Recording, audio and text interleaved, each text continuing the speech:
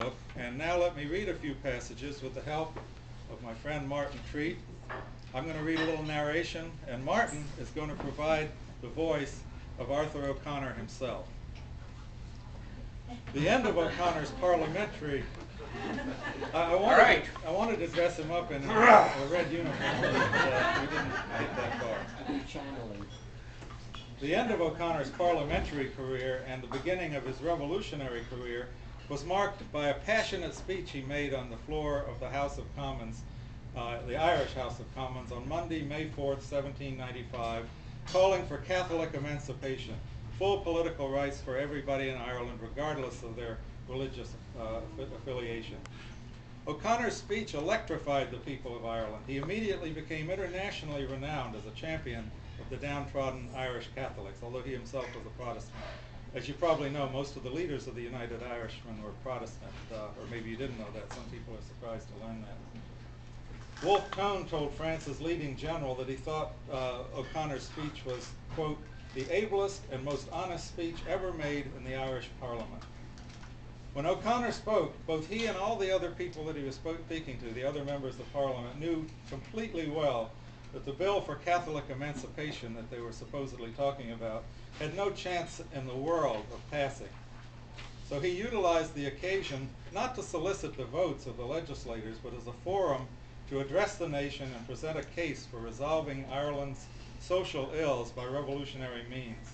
He was challenging his opponents, not appealing to them, when he declared, your adoption or rejection of this bill must determine, in the eyes of the Irish nation which you represent, the ministers of England or the people of Ireland. He called the parliamentary majority, that is, the people that he was talking to right at that time, those men who have been nursed in the lap of venality and prostitution, who have been educated in contempt and ridicule of love for their country. He accused them of bartering and unqualified sacrifice of Irish trade, of Irish industry, of Irish rights, and of Irish character at the shrine of English domination and of English avarice.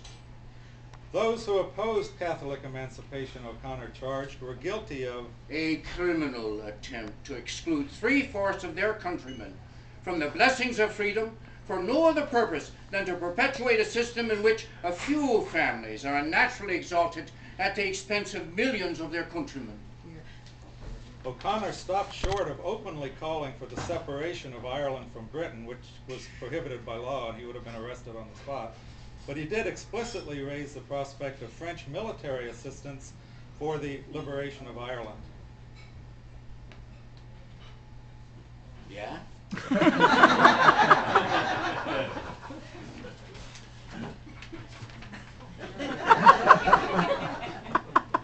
France must have lost her senses if she hesitates what part she will take. If you shall have once convinced the people of this country that you are traitors to them and the hirelings to the minister of an avaricious and domineering nation, you shall have driven the people of this country to court the alliance of any nation able and willing to break the chains of a bondage not more galling to their feelings than restrictive of their prosperity. This speech is clear evidence that by May 1798, Arthur O'Connor had been transformed from a reformer to a revolutionary. In early 1798, in other words, 4 years later, right before the rebellion broke out, a 174-page pamphlet O'Connor had written entitled The State of Ireland was published. In it, he utilized the classical economics of Adam Smith to identify the root causes of Ireland's social ills. Industry is the source of human prosperity. In every civilized country, the wealth garnered by industry forms a fund for the employment of the industrious. In Ireland, however, the government and legislature, by treason and plunder, have perverted this fund to the advantage of England. Every means by which Irish industry could acquire Irish capital has been sacrificed to promote the industry of Great Britain. He castigated British imperialism, and this is appropriate that we're in the Indian Cafe.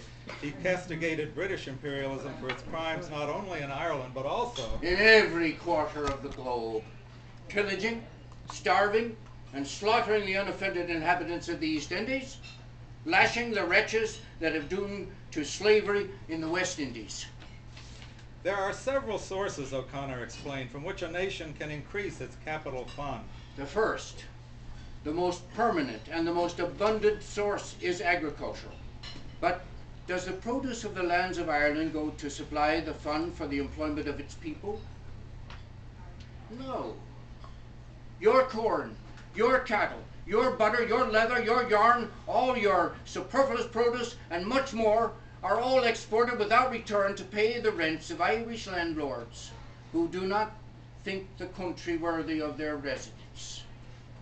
The forsaken, plundered people of Ireland are left to languish in famine and misery for want of the wealth originally produced by their own labor, thus exhaling the sap and moisture of the Irish soil to fertilize Great Britain.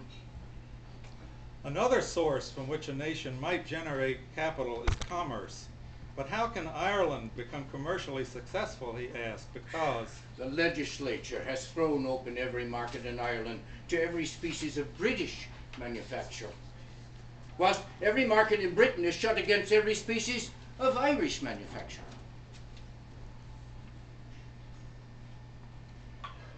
A final potential source of national capital is savings made from the wages of the industrious. But how can I insult you by talking of savings from wages in a country where the nation has been converted into an almshouse and the industrious into beggars? To remedy these ills, O'Connor argued, it would not be sufficient to replace the corrupt men who govern with a new group. The entire system of government must be abolished and replaced. As to how that could be accomplished, he pointed to the French Revolution as the example to be emulated. O'Connor responded to the accusation that he was instigating rebellion by turning it back against his accusers. Away with the charge. A whole people rebelling. The minor parts are the rebels. A decided majority can never rebel. Usurpers and tyrants only can commit rebellion. If not, what are the liberties of Europe but rebellion? What are the liberties of England but rebellion, aided by foreign assistance against the bigotry and tyranny of Stuart?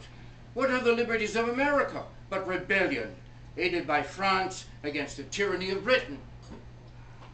The pointed references to foreign assistance were an implicit defense of the United Irish alliance with France.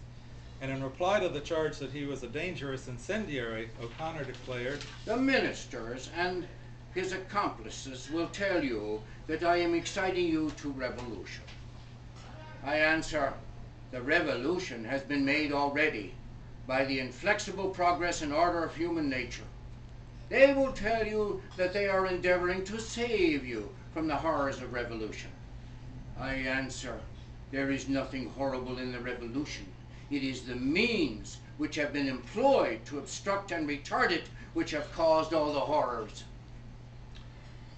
In old age, after many decades of living in exile in France, O'Connor wrote a letter in which he summed up how he felt about his life's tribulations and accomplishments. The example of my life may be encouraging for the persevering friends of union. I have now arrived on the verge of my 80th year. The far greater part has been passed in prisons, in prosecutions, and in exile. Yet, I do assure you that while all idea of suffering is completely effaced from my mind, the reflection that I have contributed to the Union and to liberties of the people puts my happiness beyond the reach of any human power to affect it. Thank you.